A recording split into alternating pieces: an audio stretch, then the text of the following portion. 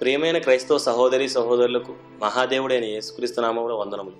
కొంతకాలం క్రితం మా స్నేహితునికి స్నేహితుడు సబ్బాత్ ఆరాధికులతో కలిసిపోయాడు. మా స్నేహితుడు ఆ విషయాన్ని మాతో చెప్పి చాలా బాధపడ్డాడు. మా స్నేహితుని ప్రోత్సాహంతో ఆ సబ్బాత్ ఆరాధన చేసే బోధకులతో చర్చించడానికి వెళ్ళాం. సుమారు 3 గంటల పాటు ఆ చర్చ సాగింది. ఆ చర్చలో మమ్మల్ని వారు 7 ప్రశ్నలు అడిగారు. దేవుని ఆత్మ సహాయంతో వారి ప్రశ్నలన్నింటికీ మేము సమాధానం చెప్పాం. మేము వాళ్ళని 25 ప్రశ్నలు అడిగాం. వారు ఒక్క ప్రశ్నకు కూడా వాక్యానుసారంగా సమాధానం చెప్పలేకపోయారు. అయితే ఈ డిబేట్లో ఎన్నో ఆసక్తికరమైన ఆశ్చర్యపరిచే విషయాలు బయటపడ్డాయి. వారు మళ్ళీ కలుస్తామంటూ వెళ్ళిపోయారు. ప్రస్తుతం ప్రపంచవ్యాప్తంగా 26 కోట్ల మంది సబ్బాతును ఆచరించే క్రైస్తవులు ఉన్నారు.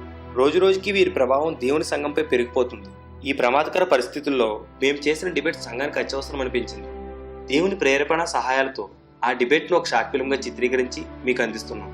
మేము చెప్పే విషయాన్ని వాక్యంతో పోల్చుకుంటూ ధ్యానపూర్వకంగా వినండి. మీ స్నేహితులందరికీ ఈ షార్ట్ ఫిల్మ్ని చూపించండి. క్రైస్తవునిగా అది మన కనీస బాధ్యత. మోసపోకండి, మోసపోనివ్వకండి. వందనాలు.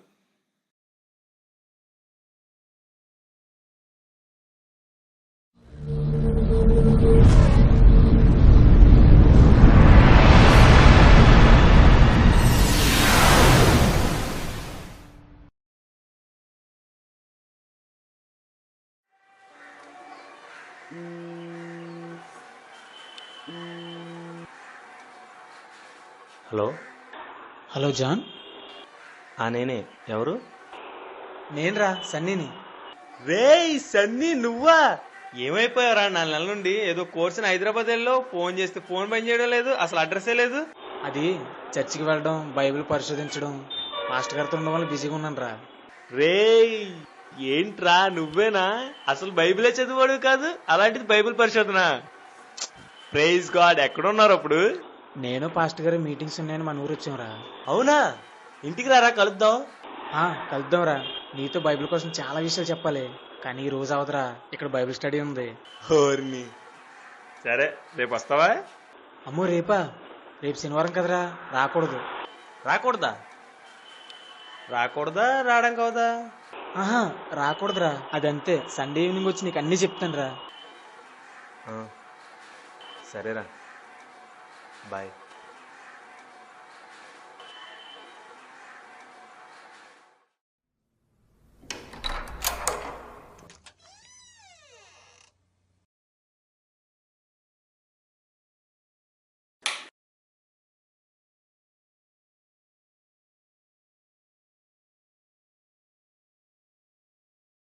ప్రభువా, నా స్నేహితుని కాపాడు తండ్రి.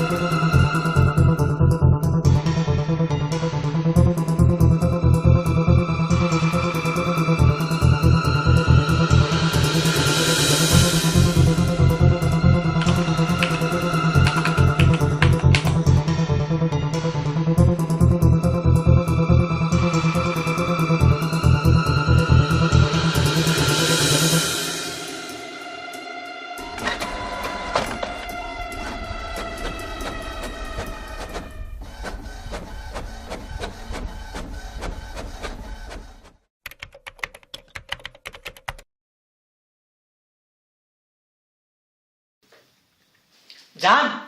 రేయ్ సన్నీ, ఎలా ఉన్నావురా? బాగున్నాను రా. ఆ స్పెట్స్ ఏంట్రా? బైబిల్ స్టడీ రా. రారా కూర్చో. నీకు తెలియదు కదూ, మన జోసఫ్ గారు లేడు?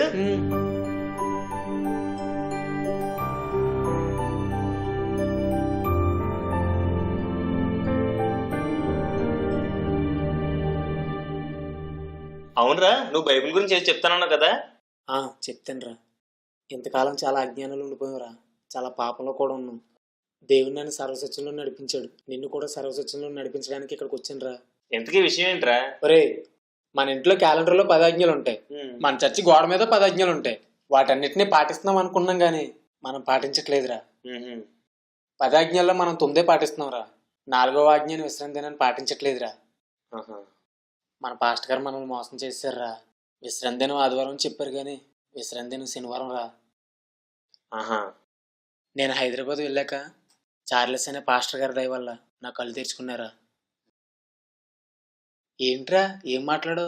షాక్ అయ్యావు కదా? నేను కూడా ఇలాగే షాక్ అయ్యానురా. నువ్వు కూడా నిజం తెలుసుకోరా. మన ఊర్లో సబ్బత ఆరాధనకి వెళ్ళరా. అయిపోయిందా? ఇంకేమైనా ఉందా? అదేంట్రా అలా మాట్లాడతావు? నేనేమైనా తప్పు చెప్పాను అనుకుంటున్నావా?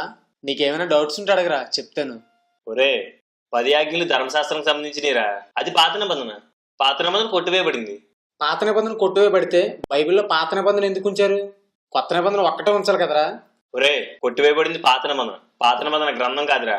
ఆది కాండం నుంచి మలాకి వరకు ఉన్న పుస్తకాలన్నింటినీ ఒక గ్రంథం కింద కూర్చి దానికి పాత నిబంధన గ్రంథం అని మనం పేరు పెట్టుకున్నాం. అంతేగాని అవన్నీ పాత నిబంధన కాదు. ఆహా, మరి పాత నిబంధన అంటే?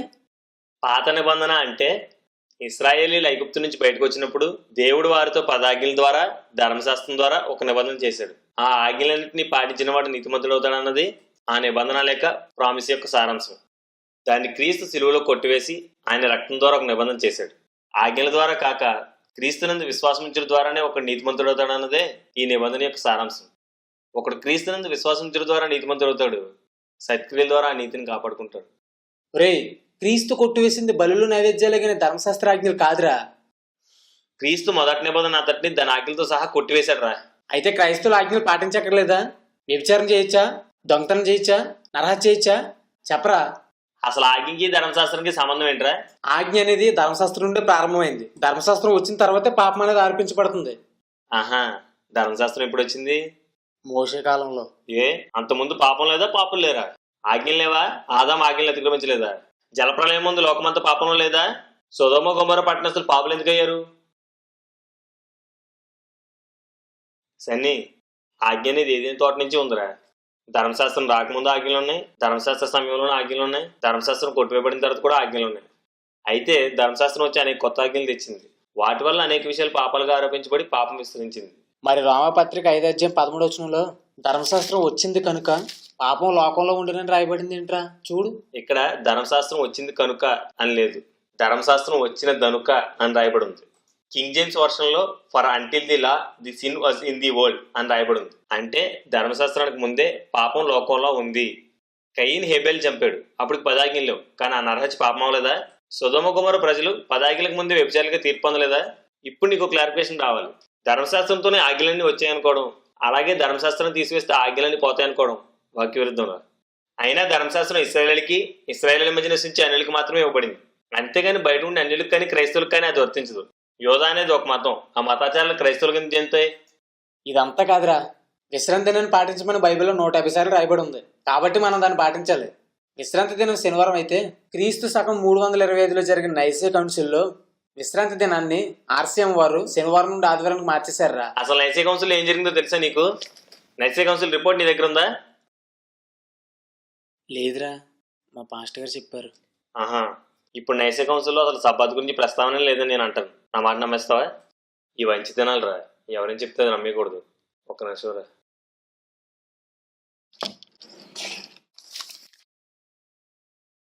ఇదిగోరా నైసే కౌన్సిల్ రిపోర్ట్. ఈ కౌన్సిల్లో త్రిత్వం గురించి, ఇష్టం గురించి తప్ప సబ్బాత్ గురించి ఎక్కడ ప్రస్తావన లేదు. చదువుకో.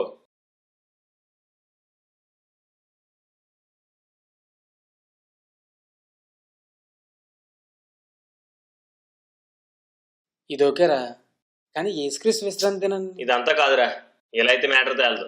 ధర్మశాస్త్రాన్ని 10 ఆజ్ఞల్ని యేసుక్రీస్తు నెరవేర్చి కొట్టివేశాడు. కాబట్టి కొత్త నిబంధన పాటించేవాళ్ళు. అంటే క్రైస్తవులు విశ్రాంతి దినాన్ని పాటించకూడదనేది నా వాదన. క్రైస్తవులు విశ్రాంతి దినాన్ని ఎందుకు పాటించాలో నువ్వు రాయి, క్రైస్తవులు ధర్మశాస్త్రాన్ని ఎందుకు పాటించకూడదో నేను రాస్తాను. నీ ప్రశ్నలన్నిటికీ నీ సమాధానం చెప్పగలిగి నా ప్రశ్నలకు నువ్వు సమాధానం చెప్పలేకపోతే నీ వాదన తప్పు. నా ప్రశ్నలన్నిటికీ నువ్వు సమాధానం చెప్పగలిగి నీ ప్రశ్నలకు నీ సమాధానం చెప్పలేకపోతే నా వాదన తప్పు. నా వాదన తప్పే నేను ఓడిపోతే నేను మీ చర్చకొచ్చేస్తాను. నీ వాదన తప్పే నువ్వు ఓడిపోతే నువ్వు సప్పదార్థం మానేస్తావా? సరేరా, చూసుకుందాం. నువ్వు ఖచ్చితంగా ఓడిపోతావు. శనివారం మా ఆరాధనకు వస్తావు.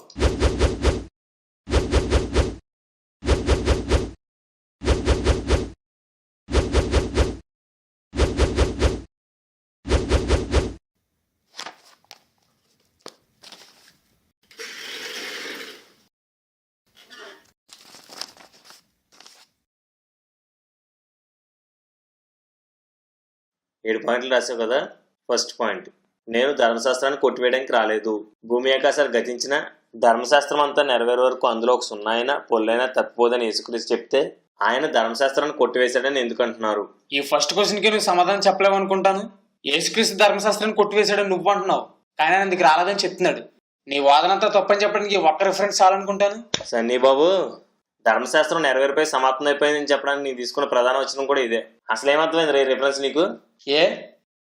ఏయా నేను 2 ప్రశ్నలు అడుగుతున్న సమాధానం చెప్పరా? అడుగు. యేసుక్రీస్తు ఈ లోకానికి వచ్చి తను నెరవేర్చాలనుకున్నంత నెరవేర్చాడా లేదా? నెరవేర్చాడు. ఆయనకు అసాధ్యమైనది ఏదీ లేదు కదా. భూమి ఆకాశాలు గతించినా ధర్మశాస్త్రం అంతా నెరవేరే వరకు అది గతించదు, అవునా? అవును. ఒకవేళ నెరవేరిపోతే గతించిపోతుంది. ఈ వచనం ప్రకారం యేసుక్రీస్తు ఎందుకు వచ్చాడు? ధర్మశాస్త్రాన్ని నెరవేర్చడానికి. నెరవేర్చడానికి వచ్చిన ఆయన నెరవేర్చగలిగాడా లేదా? నెరవేర్చాడు. నెరవేర్చగానే గతించిపోతుంది కదా. 2000 సంవత్సరాల క్రితం గతించిపోయిన ధర్మశాస్త్రాన్ని ప్రస్తుతం ఎందుకు పాటించాలరా? అర్థం కాలేదురా. సన్నీ, ఇక్కడ కొట్టివేయబడిందని రాయబడిన చోట డిస్ట్రాయ్ అనే మాట రాయబడింది. పాత నిబంధన కొట్టివేయబడిందని రాయబడిన ప్రతి చోట ఫుల్ఫిల్ అనే మాట రాయబడింది. యేసుక్రీస్తు ధర్మశాస్త్రాన్ని రద్దు చేయడానికి రాలేదు, వ్యతిరేకించడానికి రాలేదు. దాన్ని నెరవేర్చి పూర్తి చేయడానికి వచ్చాడు. ఆయన 100% ఫుల్ఫిల్ చేశాడు కూడా. క్రీస్తు పుట్టుక కోసం ఎన్నో ప్రవచనాలు ఉన్నాయి, వాటన్నిటిని ఆయన నెరవేర్చి పూర్తి చేశాడు. ఇప్పుడు మళ్ళీ క్రీస్తు కన్యక పుడతాడా? నెరవేరిపోయింది, అమల్లో ఉండదు. ధర్మశాస్త్రం కూడా అంతే, అది నెరవేరిపోయింది, ఇక అమల్లో ఉండదు. హెబ్రీ పత్రిక 9వ అధ్యాయం 15 నుంచి 18 వచనాల ప్రకారం క్రీస్తు మరణించిన మరుక్షణంలోనే పాత నిబంధన పూర్తి చేయబడి కొత్త నిబంధన అమల్లోకి వచ్చింది. ఇప్పుడు అర్థమైందా? 2వ ప్రశ్న, యేసుక్రీస్తు విశ్రాంతినాన్ని పాటించాడు. క్రైస్తవులు అంటే క్రీస్తుని అనుసరించేవారే కదా. క్రీస్తు విశ్రాంతినాన్ని ఆచరిస్తే క్రైస్తవులు ఎందుకు విశ్రాంతినాన్ని ఆచరించడం లేదు?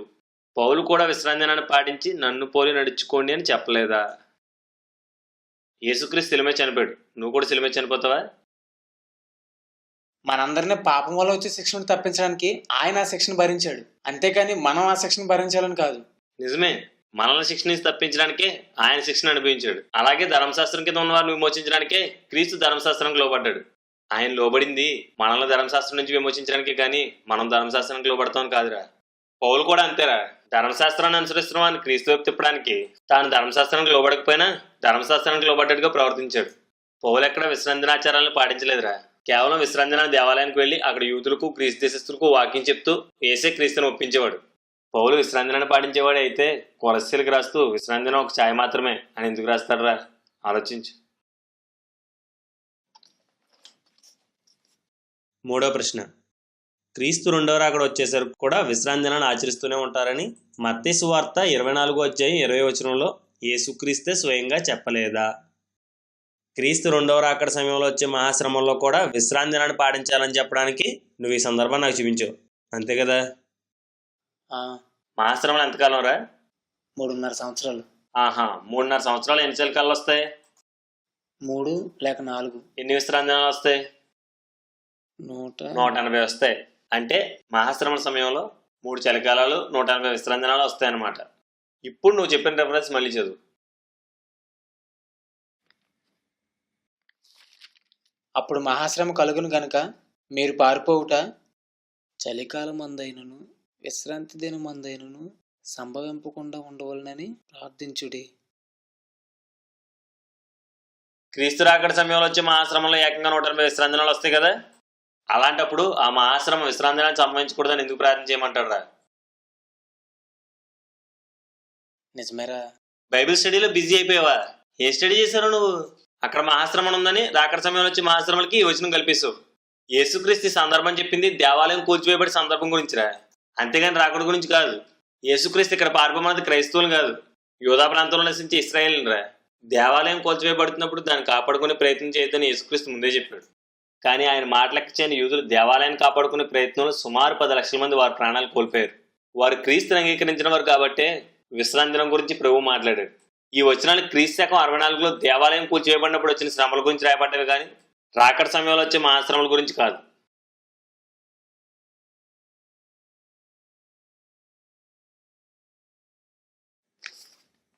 నాలుగో ప్రశ్న, క్రీస్తు కొట్టివేసింది బలులు నైవేద్యాలే కానీ ధర్మశాస్త్ర ఆజ్ఞలు కాదు అని హెబ్రీ 9:10లో స్పష్టంగా రాయబడింది. దీనికి నీ సమాధానం ఏంటి?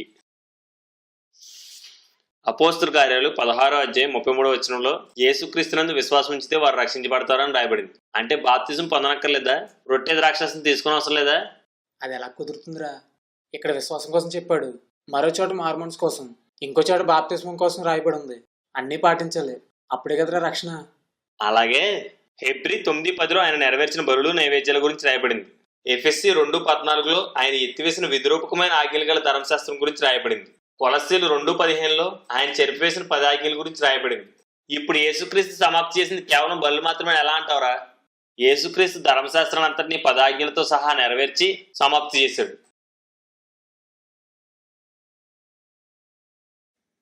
5వ ప్రశ్న, హెబ్రీ 4:9 విశ్రాంతి దినం దేవుని ప్రజలకు నిలిచి ఉందని రాయబడింది. అంటే క్రైస్తవులు విశ్రాంతి దినాన్ని పాటించాలని దేవుడు ఆజ్ఞాపిస్తున్నట్లు కదా? ఒకసారి హెబ్రీ పత్రిక 4:9 తీసేది.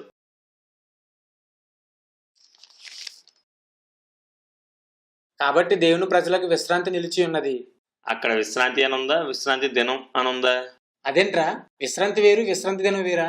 అవును, విశ్రాంతి వేరు విశ్రాంతి దినం వేరు. హెబ్రీ పత్రిక 4 విశ్రాంతి దినం గురించి చెప్పడం లేదురా, నిజమైన విశ్రాంతి గురించి చెప్తుంది. సరే, ఇశ్రాయేలీలు విశ్రాంతి దినాన్ని పాటించారా లేదా? పాటించారు కదా. 4:3 కాగా జగత్పునాది వేయబడినప్పుడే ఆయన కార్యములన్నీ సంపూర్తి అయినను ఈ విశ్రాంతిని గూర్చి నేను కోపంతో ప్రమాణం చేసినట్టు వారు నా విశ్రాంతిలో ప్రవేశింపరు. 4వ దేవుడు 7వ దినమందు తన కార్యములన్నింటినీ ముగించి విశ్రమించెను అని 7వ దినమును గూర్చి ఆయన ఒక చోట చెప్పి ఉన్నాడు. 5వ ఇదియుగాక ఈ చోటుననే వారు నా విశ్రాంతిలో ప్రవేశింపరు అని చెప్పి ఉన్నాడు. ఇశ్రాయేలీయులు విశ్రాంతి దినాన్ని పాటిస్తున్నప్పటికీ వారు నా విశ్రాంతిలోనికి ప్రవేశింపరు అని దేవుడు చెప్తున్నాడంటే విశ్రాంతి దినం వేరువేరే కదా. ఆలోచిస్తావేంట్రా? సరే, క్రింద వచనం చదువుతాను, నీకు ఇంకా క్లియర్గా అర్థమవుతుంది. కాగా ఎవరో కొందరు విశ్రాంతిలో ప్రవేశించుదురన్న మాట నిశ్చయం కనుకను ముందు సువార్త వినివారు అవిధేయత చేత ప్రవేశింపలేదు కనుకను నేడు మీరు ఆయన మాట విని ఎడల మీ హృదయములను కఠినపరచుకొనకూడని వెనుక చెప్పబడిన ప్రకారము ఇంతకాలమైన తరువాత దావీదు గ్రంథంలో నేడని ఒక దినమును నిర్ణయించుచున్నాడు. యెహోషువ వారికి విశ్రాంతి కలగజేసిన ఎడల ఆ తర్వాత మరి యొక్క దినమును గూర్చి ఆయన చెప్పకపోవును. కాబట్టి దేవుని ప్రజలకు విశ్రాంతి నిలిచి ఉన్నది. ఈ వచనాల ప్రకారం మోషే యెహోషువలు ఇశ్రాయేలు విశ్రాంతి దినాన్ని పాటించేలా చేశారు కానీ విశ్రాంతిని ఇవ్వలేకపోయారు. దావీదు కాలంలో కూడా ఇశ్రాయేలు విశ్రాంతి దినాన్ని పాటించారు కానీ విశ్రాంతిని పొందలేదని క్లియర్గా అర్థమవుతుంది. ఓకేనా? విశ్రాంతి వేరు విశ్రాంతి దినం వేరు. కాబట్టి దేవుని ప్రజలకు విశ్రాంతి నిలిచి ఉన్నది అంటే దేవుని ప్రజలు విశ్రాంతిలో ప్రవేశిస్తారనే విశ్రాంతి దినాన్ని పాటించాలి అనా? విశ్రాంతిలోనికి ప్రవేశిస్తారనే రా. దేవుడు 7వ దినాన్ని తీసుకుని శారీరక విశ్రాంతి కాదు. ఆయన ఏమైనా మనలా మనిషి 6 రోజులు పనిచేసి అలసిపోవడానికి? ఆయన తీసుకున్న ఆధ్యాత్మిక విశ్రాంతి. ఆయన తన ప్రజలకు ఇవ్వాలనుకుంది కూడా ఆధ్యాత్మిక విశ్రాంతినే. దేవుడు తన ప్రజలకు భవిష్యత్తులో ఇవ్వబోయే ఆధ్యాత్మిక విశ్రాంతికి సాదృశ్యమే ఈ విశ్రాంతి దినాచారం. ఇది రాబోయే నిజ విశ్రాంతికి ఛాయ మాత్రమే. తర్వాత కాలంలో యేసుక్రీస్తు వచ్చి నా యొద్దకు రండి నేను మీకు విశ్రాంతిని అనుగ్రహిస్తానని ఆ ఆధ్యాత్మిక విశ్రాంతిని ప్రకటించాడు. ఆయన యందు విశ్వాసించిన వారందరికీ ఆ విశ్రాంతిని అనుగ్రహిస్తున్నాడు కూడా. విశ్రాంతిని ఒక ఛాయ, దాని నిజస్వరూపం క్రీస్తులో ఉందిరా.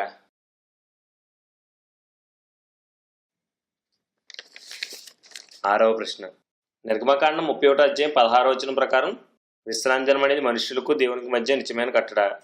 నిత్యమైన కట్టడాన్ని దేవుడు అంటే మధ్యలో కొట్టివేయబడిందని మీరు ఎందుకు అంటున్నారు? అంటే నీ ఉద్దేశం ప్రకారం దేన్నైనా దేవుడు నిత్యమైన కట్టడ, నిత్య నిబంధన అంటే అది ఎప్పటికీ నిలిచి ఉంటుందని అర్థం, అంతేనా? అవును. ఆహా, ఆదికాండం 17:13 సున్నతి నిత్య నిబంధన అని రాయబడి ఉంది. నువ్వు సున్నతి పొందుతావా? లేవియాకాండం 6:20 ప్రతిరోజు దేవునికి నైవేద్యాలు పెట్టాలి, అది నిత్యమైన కట్టడ అని రాయబడి ఉంది. మీరు నైవేద్యాలు అర్పిస్తారా?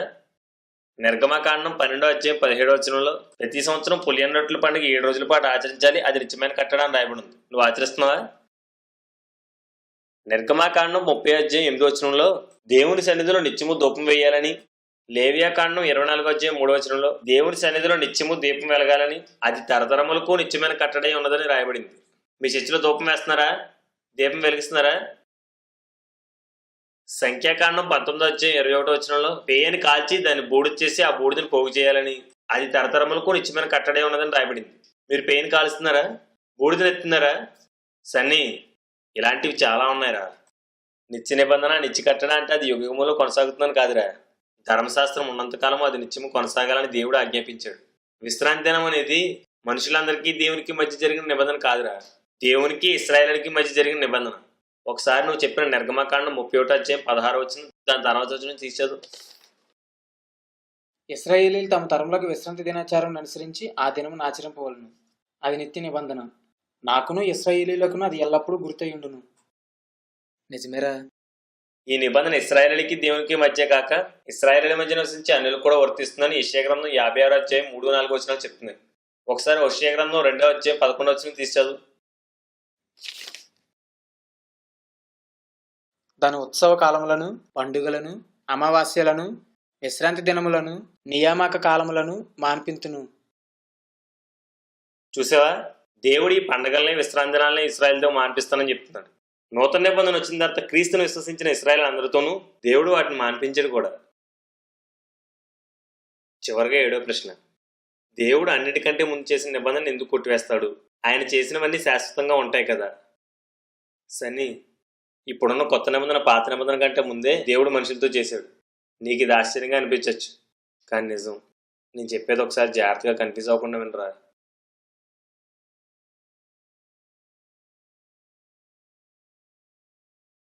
సరేరా, చెప్పు. అబ్రహాం దేవుని నమ్మాడు. క్రియల మూలంగా కాక కేవలం విశ్వాసం ద్వారానే దేవుడు అబ్రహాం నీతిమంతుడిగా చేశాడు. అబ్రహాం సంతానం ద్వారా క్రియల మూలంగా కాక విశ్వాసం ద్వారానే సమస్త జనంలో నీతిమంతులుగా మారుస్తానని దేవుడు అబ్రహాంకు వాగ్దానం చేశాడు. అప్పటికి అబ్రహాం సున్నతి కూడా పొందలేదు. విశ్వాసం ద్వారా కృపచేతనే నీతిమంతులు అవుతారని ఈ వాగ్దానం అమల్లోకి రావాలంటే దేవుడు చెప్పిన ఆ అబ్రహాం సంతానం జన్మించాలి. అబ్రహాం సంతానం అని దేవుడు చెప్పిన ఈ మాట ఇస్సాకు కోసమో యాకోబు కోసమో కాదు, ఆ సంతానం క్రీస్తే. అప్పటికి క్రీస్తు ఈ లోకంలో జన్మించడానికి కాలం పరిపూర్ణం కాలేదు కాబట్టి వాగ్దానంతో కూడిన ఈ నిబంధన చేసిన 430 సంవత్సరాల తర్వాత, అంటే మోషే కాలంలో దేవుడు ధర్మశాస్త్రం ద్వారా యాకోబు సంతతి అయిన ఇశ్రాయేలుతో ఒక నిబంధన చేశాడు.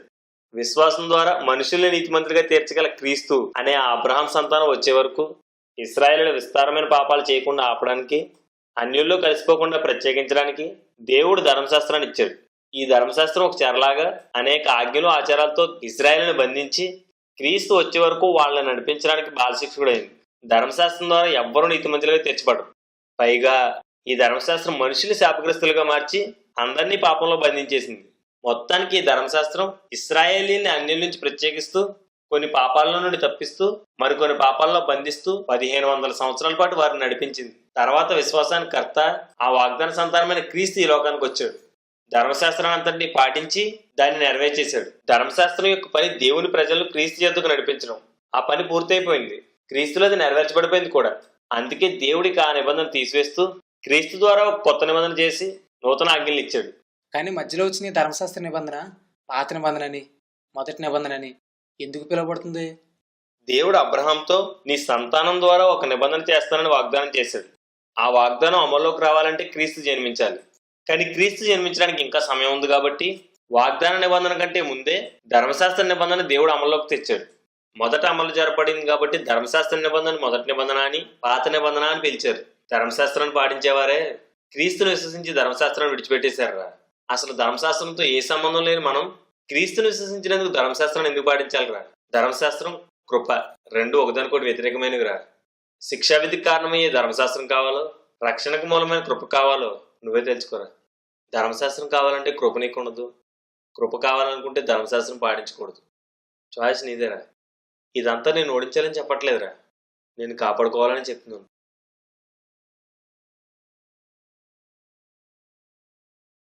రేస్ అన్ని ఇవ్వరన్న ప్రశ్నలు.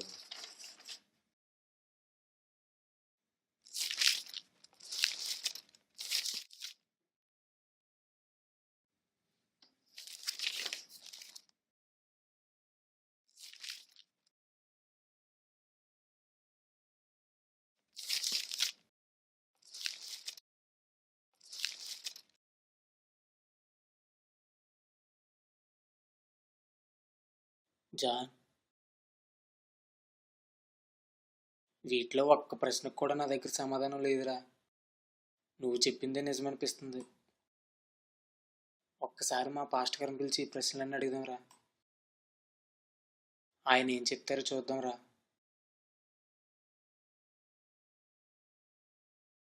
సన్నీ, సబ్బాత్ ఆచరించమని మీ చార్లెస్ పాస్టర్ గారు చెప్పినప్పుడు అది నిజమో కాదో తెలుసుకోవడానికి ఎవరైనా సంప్రదించావా?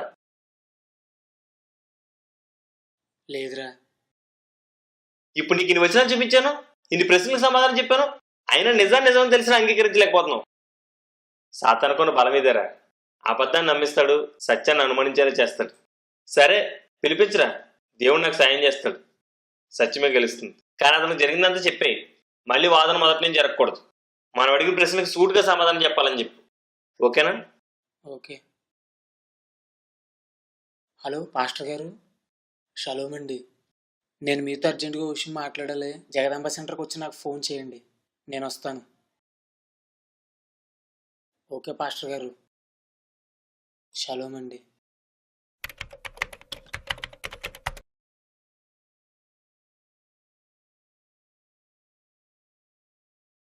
జాన్, మా పాస్టర్ గారు రా, చార్లెస్ గారు. Praise Lord sir. షాలోమ్. రండి సార్, కూర్చోండి. చైర్ తెచ్చుకోరా.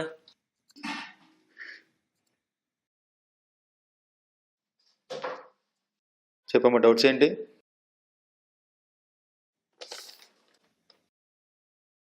మావాడు విశ్రాంతిని పాటించాలి అన్నాడు. నేను ధర్మశాస్త్రం 10 ఆజ్ఞలు క్రైస్తవులు గుర్తించు అన్నాను. వీడు నన్ను 7 ప్రశ్నలు అడిగాడు. నేను క్లియర్గా సమాధానం చెప్పాను. నేను వీడిని 25 ప్రశ్నలు అడిగాను, ఒక్కదానికి కూడా సమాధానం చెప్పలేదు. మీరైనా డౌట్స్ క్లియర్ చేస్తారేమో అని మిమ్మల్ని పిలిచాం. ముందు నేను ఒక ప్రశ్న వేస్తాను, దానికి సమాధానం చెప్పు. ఆ, అసలు ఆదివారం ఆరాధించాలని మీరు ఎందుకు అంటున్నారు? ఆదివారం ఆరాధించాలని బైబిల్ ఎక్కడ రాయబడిందా? ఆదివారం మాత్రమే ఆరాధించాలనేది నా వాదన కాదు, సబ్బాతును ఆచరించకూడదు అనేది నా వాదన. దాని గురించి మాట్లాడుకుందాం. అంటే ఆదివారపు ఆరాధనకు బైబిల్ బేస్ లేదని మీరు ఒప్పుకుంటున్నారు, అంతే కదా? ఆదివారపు ఆరాధనకి బైబిల్ బేసు ఉంది, హిస్టారికల్ బేసు ఉంది. ముందు నేను అడిగిన ప్రశ్నకు సమాధానం చెప్పండి, తర్వాత మీరు అడిగిన ప్రశ్నకు సమాధానం చెప్తాను. యా, అడుగు.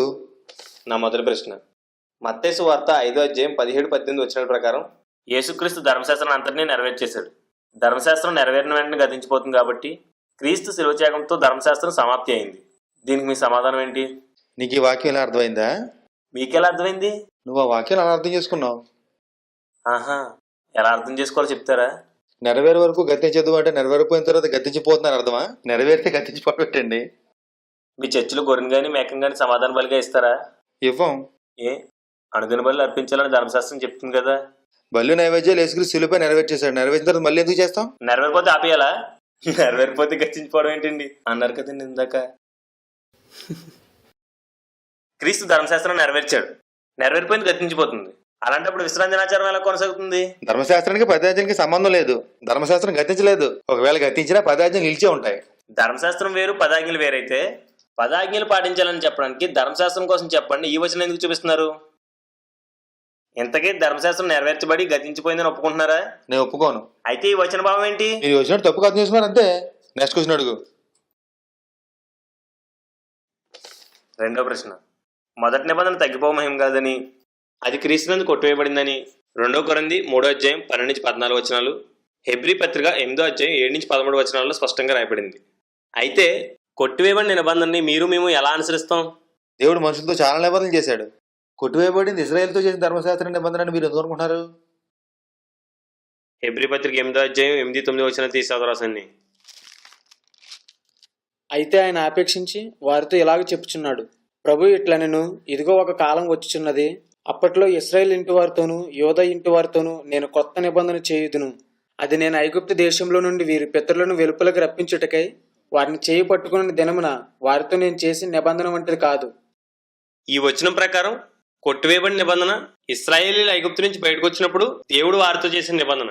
హెబ్రీ పత్రిక 7వ అధ్యాయం 18-19 వచనాల ప్రకారం నివారణ చేయబడింది ధర్మశాస్త్రమే.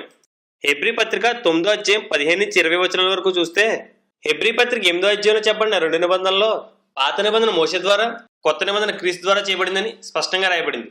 సని 2 కొరింథీయులు 3వ అధ్యాయం 14, 15, 16 వచనాలు తీర్చాదు. మరియు వారి మనసులో కఠినం లాయని కనుక నేటి వరకు పాత నిబంధన చదువుబడినప్పుడు అది క్రీస్తునందు కొట్టివేయబడినని వారికి తేటపరచబడక ఆ ముసుకే నిలిచి ఉన్నది. నేటి వరకు మోషే గ్రంథం వారు చదివినప్పుడల్లా ముసుగు వారి హృదయముల మీద ఉన్నది గాని వారి హృదయము ప్రభు వైపునకు ఎప్పుడు తిరుగునో అప్పుడు ముసుగు తీసివేయబడును. ఇక్కడ మోషే కాలంలో దేవుడు చేసిన నిబంధన కొట్టివేయబడిందని స్పష్టంగా కనిపిస్తుంది. గలతీ పత్రిక 4వ అధ్యాయం 24-25 వచనాల ప్రకారం సీనాయి కొండ మీద దేవుడు చేసిన నిబంధన పాతది, క్రీస్తు ద్వారా చేయబడిన నిబంధన నూతన నిబంధన. నూతన నిబంధన గ్రంథం అంతట్లో పాత నిబంధన అని వాడబడిన ప్రతి చోట ధర్మశాస్త్ర నిబంధన గురించి మాత్రమే చెప్పబడింది. సరే, కానీ మొదటి నిబంధనలో కేవలం బళ్ళు నైవేద్యాలు ఉంటాయి, ఆజ్ఞల నిబంధనలకు రావు. బళ్ళు కొట్టువేయబడ్డాయి కానీ ఆజ్ఞల నిబంధనకు సంబంధించిన కావు కాబట్టి అందరూ పాటించాల్సిందే. మొదటి నిబంధనలో బలి తప్ప ఇంకేమీ లేవంటారు, అంతేనా? 100%. రే ఎబ్రి పత్రిక 9వ అధ్యాయం 1-4 వచనాలు తీసి చదవరా.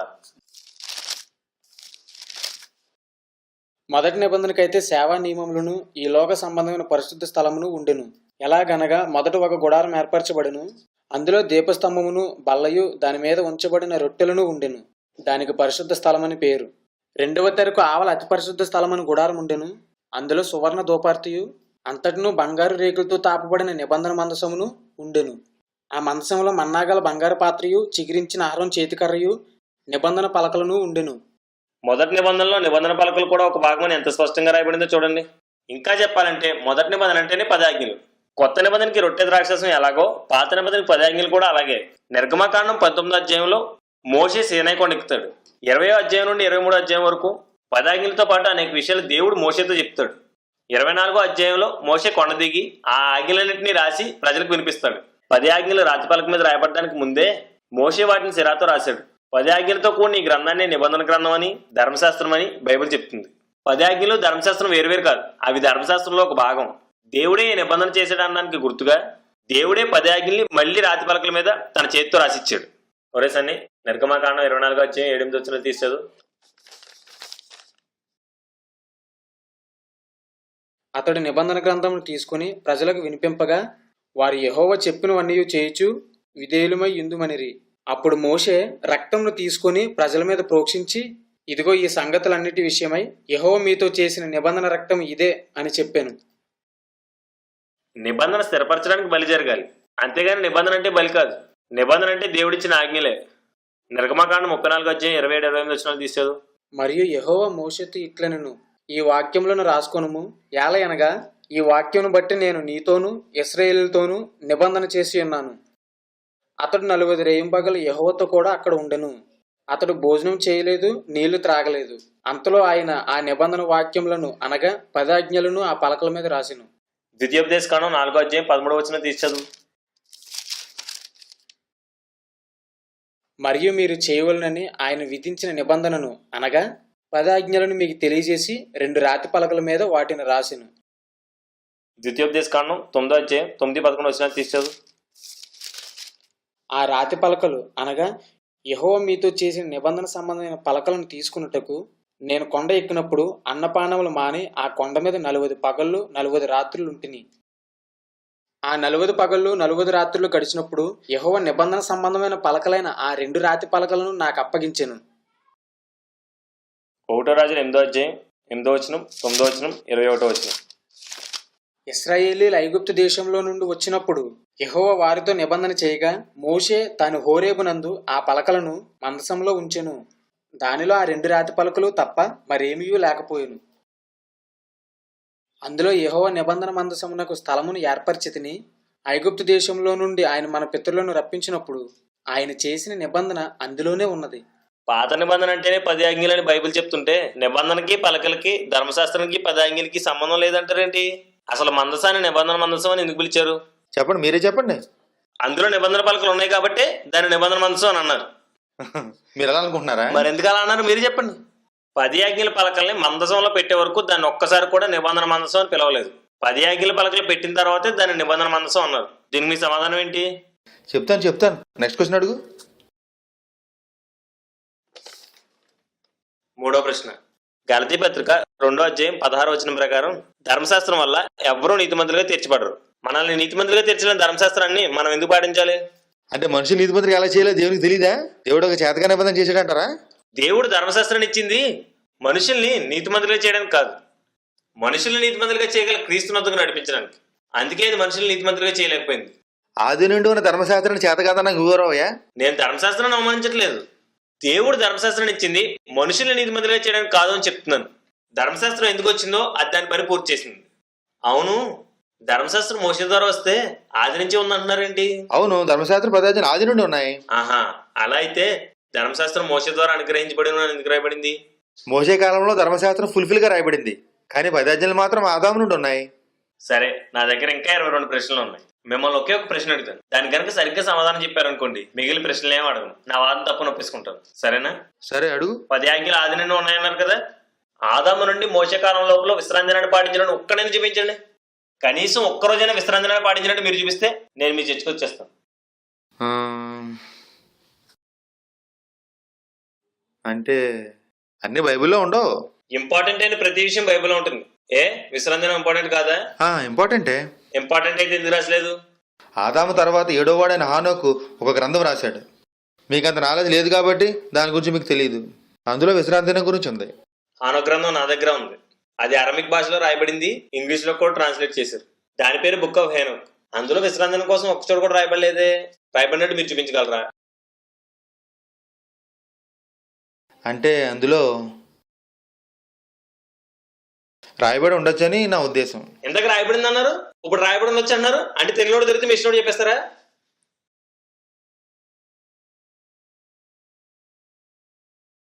సరే, 4th క్వశ్చన్. గలతీ పత్రిక 3వ అధ్యాయం 9-10 వచనాల ప్రకారం విశ్వాసాన్ని ఆశ్రయించిన వాడికి ఆశీర్వాదం, ధర్మశాస్త్రాన్ని ఆశ్రయించిన వాడికి శాపం అని రాయబడి ఉంది. ఒకరిని శాపగ్రస్తుడిగా చేసి ధర్మశాస్త్రాన్ని మనం ఎందుకు పాటించాలి? చెప్తాను. యెషయా గ్రంథం 50 అధ్యాయం 3-4 వచనాలు చదువుచండి.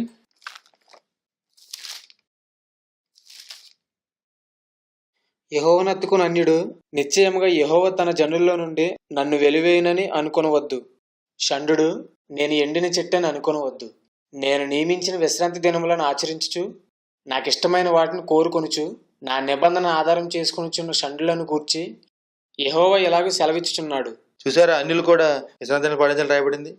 నేను అడుగుతున్న ప్రశ్న ఏంటి, మీరు చెప్తున్న సమాధానం ఏంటి? నేను అడిగిందని సమాధానం చెప్పండి.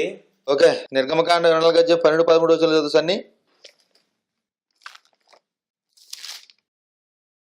అప్పుడు యెహోవా మోషేతో ఇట్లనెను, నీవు కొండ ఎక్కి నా యొద్దకు వచ్చి అచ్చటి నుండుము. నీవు వారికి బోధించినట్లు నేను రాసిన ఆజ్ఞలను, ధర్మశాస్త్రమును, రాతి పలకలను నీకిచ్చేదనగా మోషేయు అతని పరిచారకుడైన యెహోషువాయు లేచిరి. చూసారా, ధర్మశాస్త్రాన్ని 10 అధ్యాయాలకు దేవుడు రాయించాడండి. నేను అడిగిన దానికి మీ దగ్గర సమాధానం ఉందా లేదా? ఉంది, ఎందుకు లేదు? ఎహెజ్కేలు 20 అధ్యాయం 12 చదువు. నేను ఆగరా. నేను అడిగిన దానికి సమాధానం చెప్పకుండా మీరు ఏదో చూపిస్తారేంటి? నేను అడిగిన దానికి సమాధానం చెప్పండి మీరు. ఆగు, చెప్తాను, తర్వాత చెప్తాను. Next question. 5వ ప్రశ్న. 2 కొరింథీ 3వ అధ్యాయం 7-8 వచనాల ప్రకారం రాతి పలకల మీద రాయబడిన 10 ఆజ్ఞలు మరణకరమైనవి. ఆ అక్షరాలు మనిషిని చంపేవి, కానీ నూతన నిబంధన జీవింపజేసేది. జీవింపజేసే పరిచర్య వచ్చేసిన తర్వాత కూడా మరణకరమైన పరిచర్యను ఎందుకు పాటించాలి? నిర్గమకాండం 31 అధ్యాయం 16 వచనం చదవమ్మా.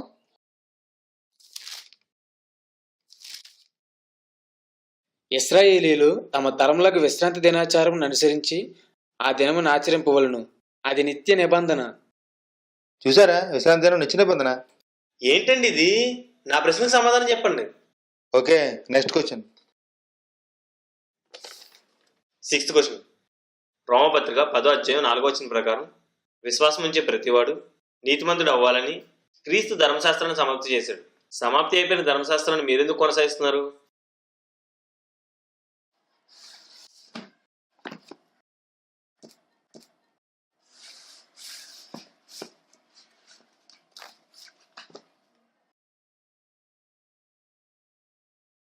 Seventh question. గలతీ పత్రిక 4వ అధ్యాయం 21వ వచనం నుంచి 31వ వచనం ప్రకారం సీనాయి కొండ మీద ధర్మశాస్త్రం మరియు 10 ఆజ్ఞల ద్వారా చేయబడిన నిబంధన అనుసరించి వారు దాసీ కుమారులు. అబ్రహాము సంతానమైన క్రీస్తును విశ్వసించిన వారంతా స్వతంత్రాల కుమారులు. మేము సీనాయి కొండ నిబంధన అనుసరించి దాసులం కాదు. మరి మీరు? ద్వితీయోపదేశకాండం 5 చదవమ్మా.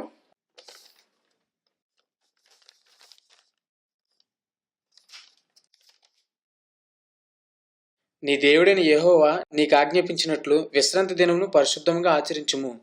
నేను అడుగుతున్న ప్రశ్న ఏంటి, మీరు చెప్తున్న సమాధానం ఏంటి? నేను అడిగిన ప్రశ్నకు సమాధానం చెప్పండి సార్. మేము స్వతంత్రాల కుమారులం. మరి మీరు?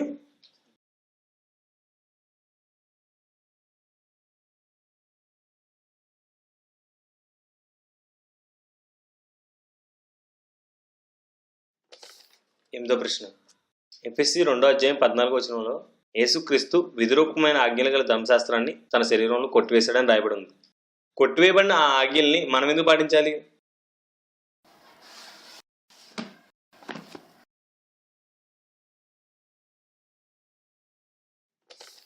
9వ ప్రశ్న.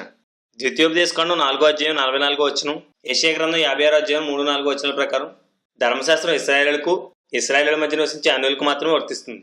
క్రైస్తవులకు ధర్మశాస్త్రం ఎందుకు వర్తిస్తుంది? Okay, next. 10వ ప్రశ్న. ధర్మశాస్త్రం దేనికి సంపూర్ణ సిద్ధి కలిగజేయలేదని హెబ్రీ పత్రిక 7:19 చెప్తుంది. ఆ అసంపూర్ణమైన దాన్ని పాటించి మనం సంపూర్ణం ఎలా అవుతాం? Next question. 11వ ప్రశ్న. యేసుక్రీస్తు ధర్మశాస్త్రం కింద ఉన్న వారిని విమోచించడానికే ధర్మశాస్త్రానికి లోబడ్డాడు అని గలతీ పత్రిక 4:5 చెప్తుంది. ధర్మశాస్త్రాన్ని పాటించేవారు దాని నుండి బయటపడడమే దేవుని చిత్తం. మీరు దేవుని చిత్తానికి వ్యతిరేకంగా ఎందుకు బోధిస్తున్నారు? Okay, next question. 12వ ప్రశ్న. గలతీ పత్రిక 3:23-24 ప్రకారం ధర్మశాస్త్రాన్ని పాటించే వారిని క్రీస్తునందుకు నడిపించడానికి అది కేవలం బాలశిక్షకుడు మాత్రమే. క్రీస్తుని అంగీకరించగానే ఇక బాలశిక్షకుడి కింద ఉండమని రాయబడి ఉంది. ధర్మశాస్త్రాన్ని పాటించేవారే క్రీస్తుని అంగీకరించగానే ధర్మశాస్త్రాన్ని విడిచిపెట్టాలని బైబిల్ చెప్తుంటే ధర్మశాస్త్రం ద్వారా కాక సువార్త ద్వారా రక్షించబడ్డ మేము ధర్మశాస్త్రానికి ఎందుకు లోబడాలి? మాస్టర్ గారు సమాధానం చెప్పండి, మీకు 10 సంవత్సరాల అనుభవం ఉంది కదా. కంగారు పడక సన్ని, అన్ని ప్రశ్నలు ఒకటే జవాబు. ఒకటే జవాబా ఏంటంటావు? Next question అడిగమ్మా. 13వ ప్రశ్న.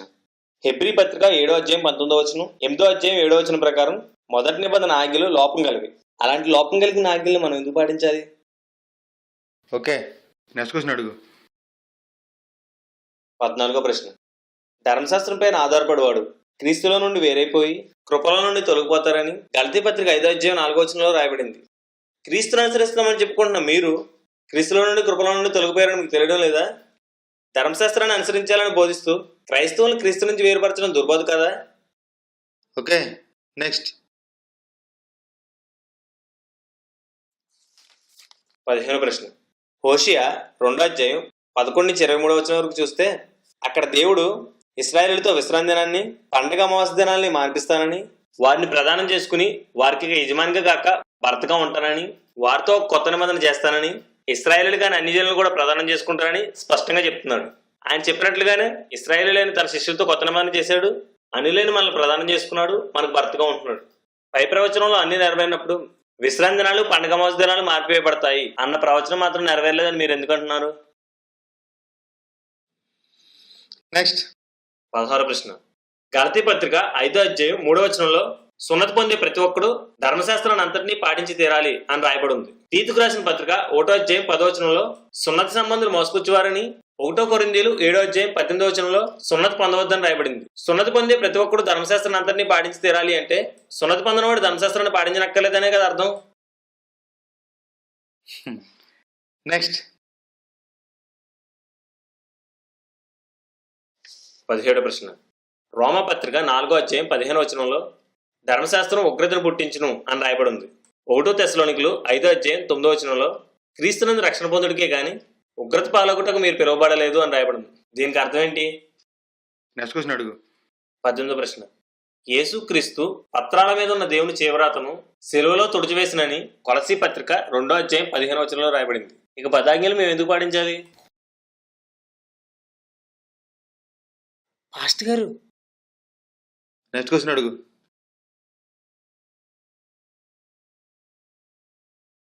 19వ ప్రశ్న. రోమపత్రిక 4:14, 6:14 ప్రకారం ధర్మశాస్త్రం కృపను, వాగ్దాన నిబంధనను వ్యర్థపరిచి క్రీస్తు శిలువను నిష్ప్రయోజనం చేస్తుంది. ధర్మశాస్త్రం, కృప, పాత నిబంధన, విశ్వాసం రెండూ ఒకదానికొకటి వ్యతిరేకమైనవి. ఎఫెసీ 2:8 ప్రకారం మేము కృప ద్వారా విశ్వాసం చేతనే రక్షింపబడ్డాం. మరి మీరు? నెక్స్ట్. 20వ ప్రశ్న. గలతీ పత్రిక 2:19 అర్థం ఏంటి? సన్నీ, అందులో ఏముందో చూడు.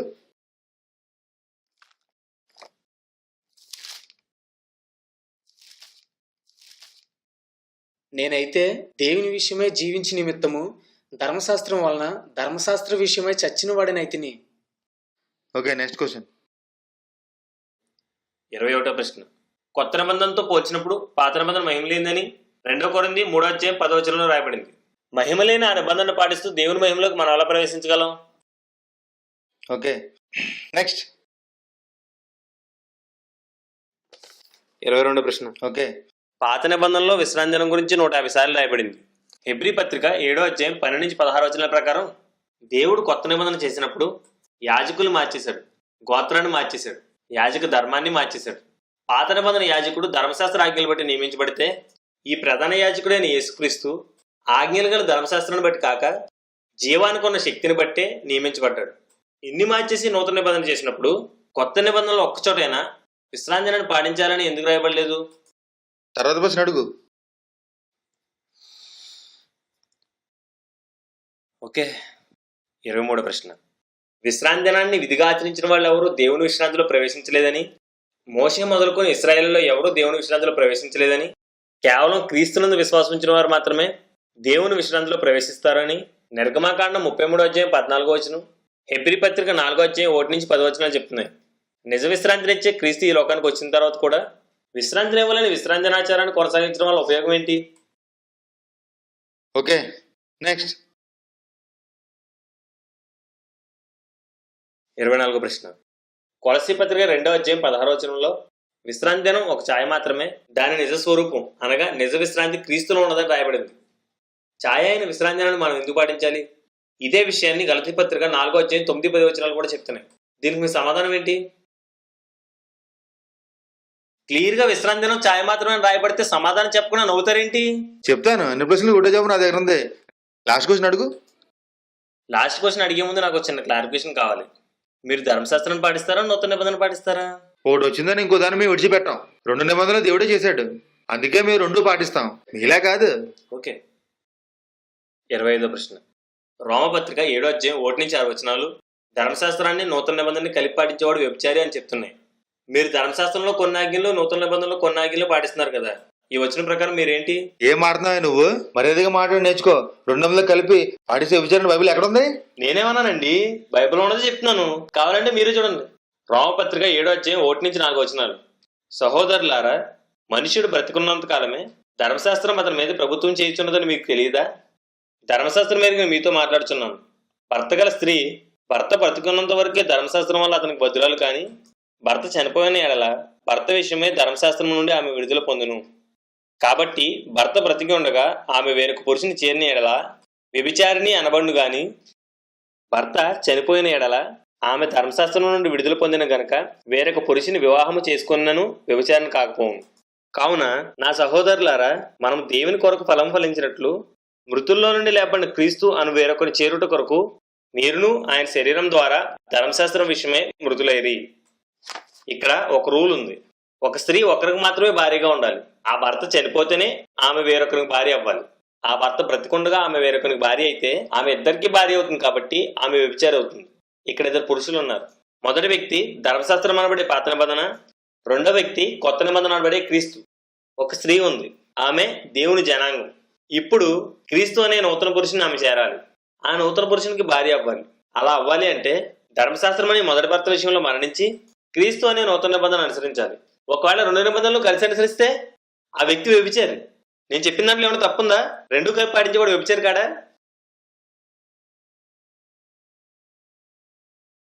ఒరే జాన్, నీదే కరెక్ట్రా. ఈ 4 నెలల్లో నేను వ్యభిచారిని అయిపోయినరా. సన్నీ, నువ్వు వాళ్ళు తొందరపడకు, నేను అడుగుతాను. అడగండి. మీరు ధర్మశాస్త్రాన్ని కొత్త నిబంధనని కలిపి పాటించట్లేదా? లేదు. ఆహా, మీ చర్చి గోడల పైన 10 ఆజ్ఞలు ఎందుకు రాసుకుంటున్నారు? మీ క్యాలెండర్లో 10 ఆజ్ఞలు ఎందుకు రాసుకున్నారు చెప్పు? మా చర్చి గోడ మీద క్యాలెండర్ మీద 10 ఆజ్ఞలు ఉండవు. కొంతమంది ఆ విషయం తెలియక వాటిని రాసుకుంటున్నారు. రాసుకున్నా కానీ వారు ఎవరో పాటించరు. పాటిస్తేనే కదా వ్యభిచారి అయ్యేది. ఓకే, మీ చర్చిలో జాస్పత్రి అమ్మేసి కొనుక్కోవట్లేదా? ఆ ధర్మశాస్త్రం కాదా? పుడార్ల పండుగ, పన్నసాల పండుగ, ధర్మశాస్త్ర పండుగలు మీరు ఆచరించట్లేదా? పస్కా పండుగ అంటే ఈస్టర్ పండుగ మీరు జరుపుకుంటలేదా? ఆదివారం విశ్రాంతిగా మీరు భావించట్లేదా?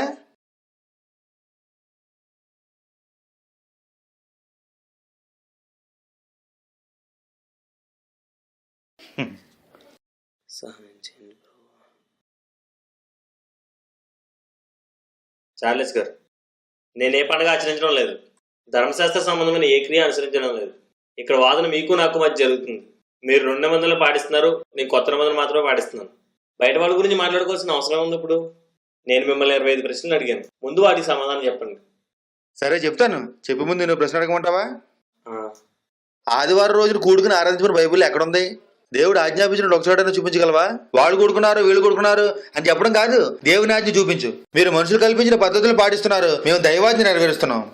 ఆదివారం ఆరాధన కూడుకోవడం ఆజ్ఞ అని నేనేం మీతో అనలేదు కదా. శనివారం ఆలయంలో కూడుకుని ఆరాధించడం ఆజ్ఞ అని మీరు అంటున్నారు. ఇప్పుడు నేను అడుగుతున్నాను, విశ్రాంతి దినాన్ని ఆలయంలో కూడుకుని దేవుణ్ణి ఆరాధించాలని దేవుడు ఎప్పుడు ఎక్కడ ఆజ్ఞాపించాడు? మీరు నాకు చెప్పండి. సబ్బాత్ ఆరాధన అంటున్నారు కదా, సబ్బాత్ రోజునే దేవుణ్ణి ఆరాధించాలని ఆజ్ఞ మీరు చూపించగలరా? వాళ్ళు పాటించారు, వీళ్ళు పాటించారు అని చెప్పడం కాదు. పాటించాలని బైబిల్ ఎక్కడుందో మీరు నాకు చూపించండి. అది యూదులు ప్రతి శనివారాన్ని యూదులు పాటించారు, ఇశ్రాయేలు పాటించారు అనకండి, దైవాజ్ఞ చూపించాడు.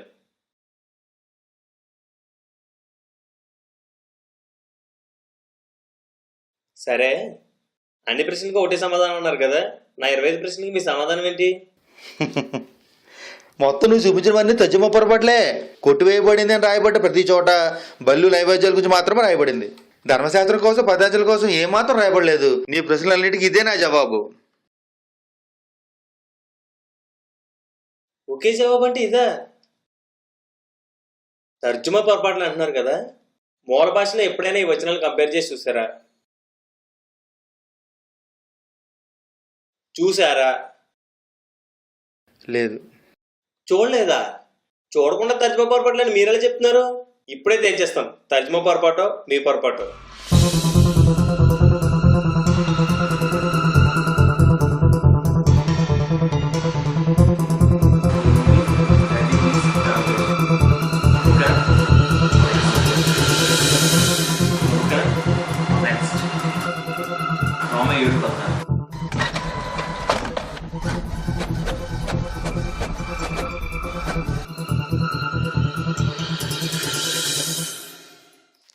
చూడండి, నేను మిమ్మల్ని 25 ప్రశ్నలు అడిగాను, అందులో 33 రిఫరెన్స్లు వాడాను. వాటిలో ఒక్కడు కూడా తర్జుమా లోపం లేదు. ఇప్పుడు చెప్పండి మీ సమాధానం ఏంటో. మాస్టర్ గారు చెప్పండి, మన వాదన ఓడిపోయినట్టేనా? కాదు, మందే సత్యం. అయితే సమాధానం చెప్పండి. 25 ప్రశ్నలు మీరు ఒక్కదానికి కూడా సమాధానం చెప్పలేకపోయారు. మీరు ఓడిపోయారు అనుకోమంటారా? చెప్పండి. చెప్పండి పాస్టర్ గారు, చెప్పండి సార్. చెప్పండి. మేము దేవుని మాటల్ని, పౌలు మాటల్ని పక్కపక్కన పెట్టుకుంటాం. దేవుని మాటలు వ్యతిరేకంగా పౌలు ఎక్కడైనా చెప్తే మేము వాటిని పరిగణలోకి తీసుకోం. మాకు దేవుని మాటలే ముఖ్యం, మేము వాటినే పాటిస్తాం. ఏం మాట్లాడుతున్నారండి మీరు? దేవుడి మాటలేంటి, పౌలు మాటలేంటి? బైబిల్లో ప్రతి లేఖనం దైవావేశం వల్ల కలిగింది కాదా?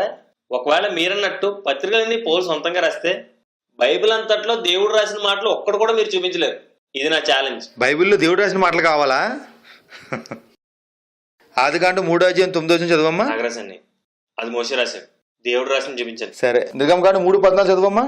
అది కూడా మోషే రాశాడు. నెక్స్ట్. సరే, ఓకే. యెషయా గ్రంథం 43:11 చదువు. చార్లెస్ గారు, అది యెషయా రాశాడు. దేవుడు రాసిన చూపించండి. అది పదార్థాలు దేవుడు చివరాత. పలకలేవి చూపించండి. బైబిల్లో చూపమంటే పలకల మీద రాశారంటారేంటి? పలకల మీద దేవుడు రాశాడని మోషే రాస్తే అది మనం చదువుకుంటున్నాం. మీ ప్రకారం నిర్గమకాండం రాసిన దేవుడు కాదు, మోషే కదా. దేవుడు బైబిల్లో ఏది స్వయంగా రాయలేదు, ఎవరో కొందరు మధ్యవర్తులుగా వాడుకుని రాయించాడు. పంచఖండాలు రాయడానికి మోషేని వాడుకున్నాడు, పత్రికలు రాయడానికి పౌలు వాడుకున్నాడు. అంతేగాని పత్రికలన్నీ పౌలు సొంత మాటలు కాదు.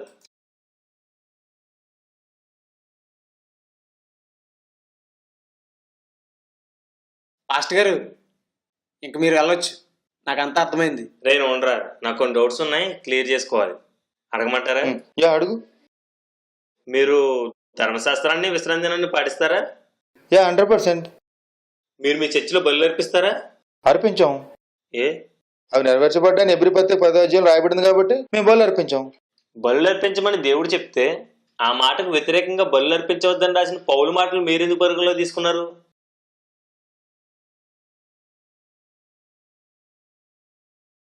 మీరు సున్నతి పొందారా? లేదు. ఏ? సున్నతి ఆచరించకూడదని కొరింథీలోను తీతు పత్రికలో రాయబడింది, అందుకే నేను సున్నతి పొందలేదు. సున్నతి పొందడం అనేది దేవుని ఆజ్ఞ. పొందకూడదని పౌలు చెప్తే ఆ మాటను మీరెందుకు పరిగణలో తీసుకున్నారు? మీకు దేవుడి మాటలే కదా ముఖ్యం. అవును, మీరు మీ శాఖలో పనిచేసినందుకు మీకు జీతం ఇస్తారు కదా. ఇస్తారు. మీరు ఒక 8 శనివారాలు చర్చికి కావాలని వెళ్ళదనుకోండి, అప్పుడు కూడా జీతం ఇస్తారా? పని చేయకుండా జీతం ఎందుకు ఇస్తారు? ఎవరు?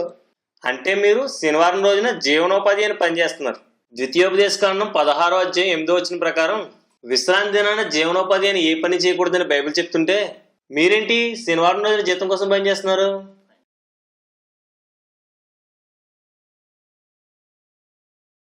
మీరు శనివారం కాకుండా మిగిలిన రోజులు ఏం చేస్తుంటారు? ఒకరోజు సువార్తకి వెళ్తాను, లేకుంటే ఖాళీనే. బైబిల్ స్టడీ చేస్తూ ఉంటాను.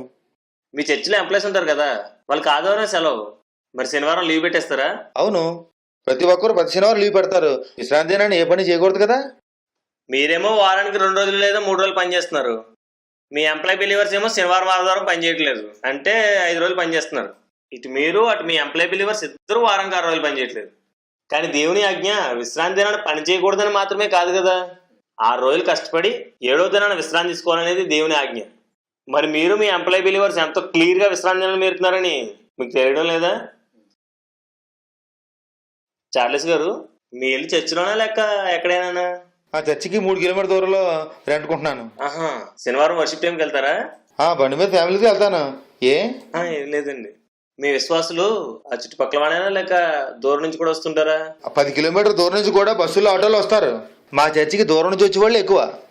నిర్గమకాండం 16వ అధ్యాయం 29వ వచనం ప్రకారం విశ్రాంతి దినాన ప్రయాణం చేయకూడదు. ఒకవేళ చేసినా 1/4 మైలు కంటే ఎక్కువ ప్రయాణం చేయకూడదు. కానీ మీరు మీ సంఘస్థులు ప్రయాణాలు చేసేస్తున్నారు. మీరు విశ్రాంతి దినాన్ని పాటించినట్టు ఎలా అవుతుంది? శనివారం రోజున చర్చికి వెళ్తుంటే పెట్రోల్ అయిపోతే కొట్టిస్తారా? మీ విశ్వాసులు బస్సుకు వచ్చినప్పుడు టికెట్ కొంటారా? ఆటోలకు ఛార్జీలు ఇస్తారా? ఇస్తారు. ఇవ్వకపోతే ఎలా కుదురుతుంది? నెహమ్యా 10:31, 13, 15, ఆమోస్ 8:5 వచనాల ప్రకారం విశ్రాంతి దినాన క్రయ విక్రయాలు చేయకూడదు, డబ్బు ఖర్చు పెట్టకూడదు. మీరేమో వస్తువుని కొంటున్నారు, మీ విశ్వాసులేమో బస్ టికెట్ కొంటున్నారు, ఆటో ప్రయాణానికి కొంటున్నారు. మరి మీరు మీ విశ్వాసులు విశ్రాంతి దినాన్ని మీరట్లేదా? విశ్రాంతి దినాన్ని మీరు జీవనోపాధి అని పని చేస్తున్నారు. మీరు మీ విశ్వాసులు వారానికి 6 రోజులు పని చేయడం లేదు. విశ్రాంతి దినాన్ని మీరు మీ విశ్వాసులు ప్రయాణాలు చేస్తున్నారు. విశ్రాంతి దినాన్ని మీరు మీ విశ్వాసులు క్రయ విక్రయాలు చేస్తున్నారు. విశ్రాంతి దినాచారాన్ని మీరు వాడు నా జనుల్లోంచి కొట్టివేయబడును అని, విశ్రాంతి దినాన్ని సరిగ్గా పాటించడం అని చంపాలి అని బైబిల్ చెప్తుంది. రాతి పలకల మీద ఉన్న ఆజ్ఞల ప్రకారం మీరు ఇప్పుడు మరణానికి పాత్రులు గారా? ధర్మశాస్త్రాన్ని విశ్రాంతి దినాన్ని మీరు అతిక్రమిస్తూ మమ్మల్ని ఆచరించమని చెప్తున్నారు. మేము ఆదివారం కూడుకున్నట్లే మీరు శనివారం కూడుకుంటున్నారు. అంతే తప్ప మీరు సబ్బాతును వాక్యానుసారంగా ఆచరించడం లేదు. మేము ఆదివారం కూడుకోవడానికి బైబిల్ బేస్ ఉంది, హిస్టారికల్ బేస్ ఉంది. మత్తయి సువార్త 28వ అధ్యాయం 1వ వచనం ప్రకారం ఆదివారం క్రీస్తు పునరుద్ధానుడైన దినం. అపోస్తుల కార్యాలు 2వ అధ్యాయం 1వ వచనం ప్రకారం ఆదివారం పరిశుద్ధాత్మ దేవుడు ఈ లోకానికి దిగొచ్చిన దినం. అపోస్తుల కార్యాలు 20వ అధ్యాయం 7వ వచనం ప్రకారం ఆదివారం ఆదిమ సంఘం కూడుకుని రొట్టె విరిచిన దినం. 1 కొరింథీయులు 16వ అధ్యాయం 2వ వచనం ప్రకారం ఆదివారం చందా పోగు చేయవలసిన దినం. ప్రకటన గ్రంథం 1వ అధ్యాయం 10వ వచనం ప్రకారం ఆదివారం ప్రభుని ఆరాధించిన దినం. ఈ సృష్టి ప్రారంభమైన దినం ఆదివారం. ఈ సృష్టిలోనికి పాపం ద్వారా మరణం వస్తే ఆ మరణం ఓడించబడింది ఆదివారమే. క్రైస్తవులు సమాజంగా కూడుకోవాలని హెబ్రీ పత్రిక 10వ అధ్యాయం 24వ వచనంలో రాయబడింది. క్రైస్తవులు సమాజంగా కూడుకోవడానికి ఆదివారం కంటే శ్రేష్టమైన దినం ఇంకేముంది? ఇది మా ఆదివారపు ఆరాధనకి బైబిల్ బేస్. అపోస్తులుడైన యోహాను శిష్యుడైన బర్నబా రాసిన ది ఎపిస్టల్ ఆఫ్ బర్నబాస్ 15వ అధ్యాయం 8వ వచనంలో క్రీస్తుని ఆదివారం ఆరాధించమని తాము అలానే చేస్తున్నామని రాశారు. క్రీస్తు శకం 110లో రాసిన ది బుక్ ఆఫ్ ప్లినీలో ఆదిమ సంఘం నుండి క్రైస్తవులు ఆదివారాన్ని కూడుకుంటున్నారని రాయబడింది. క్రీస్తు శకం 150లో రాసిన ది ఎపిస్టల్ ఆఫ్ అపోస్టల్ 18వ అధ్యాయంలో క్రీస్తుని ఆదివారం ఆరాధించాలని రాయబడింది. క్రీస్తు శకం 150లో రాయబడిన జస్టిన్ గ్రంథంలోను, 180లో రాయబడిన యాక్ట్స్ ఆఫ్ పీటర్లోను, 190లో రాయబడిన క్లిమెంట్ ఆఫ్ అలెగ్జాండ్రియాలోను, ఆర్జన్ 200లోను, ఆర్జన్ 220లోను, 300లో రాయబడిన విక్టోరియస్ ఎలిజబెత్ లోను క్రైస్తవులంతా ఆదివారం సమాజంగా కూడుకునేవారని, రొట్టె విరిచేవారని రాయబడింది. ఇది మా ఆదివారపు ఆరాధనకి హిస్టారికల్ బేస్. మేము ఆదివారం కూడుకునేది గవర్నమెంట్ సెలవని కాదు, సూర్యుడి దినమని కాదు, అది ఆర్సీఎంఆర్ పెట్టిన సిద్ధాంతం అని కాదు, అది మనుషులు కల్పిత పద్ధతి కాదు, అది దేవుడే తన సంఘానికి నేర్పిన పద్ధతి. దాన్ని నాటి సంఘం పాటించింది, నేటి సంఘం దాన్ని కొనసాగిస్తుంది. మీరు వెళ్ళొచ్చు. సన్నీ, ఏంటిది? మాస్టర్ గారు మీరేం చెప్పొద్దు, వెళ్ళండి. కంగారు పడకండి అయ్యా. పౌలు అనేక విశ్రాంతి దినాలు తగ్గించినట్టు బైబిల్ చెప్తుంది. ఇవన్నీ ఒక రోజులో తెలిపోయే అంశాలు కాదు. కాబట్టి మనం మళ్ళీ మళ్ళీ కలుసుకోవాలి, మాట్లాడుకోవాలి. ఏం అవసరం లేదు, నిజమేంటో నాకు తెలిసింది. మీరు ఇక్కడ వెళ్ళండి. వెళ్ళండి. చార్లెస్ గారు, వ్యక్తిగతంగా మిమ్మల్ని ఎక్కడైనా అవమానించుంటే నన్ను క్షమించండి. వందనాలు. షలోమ్.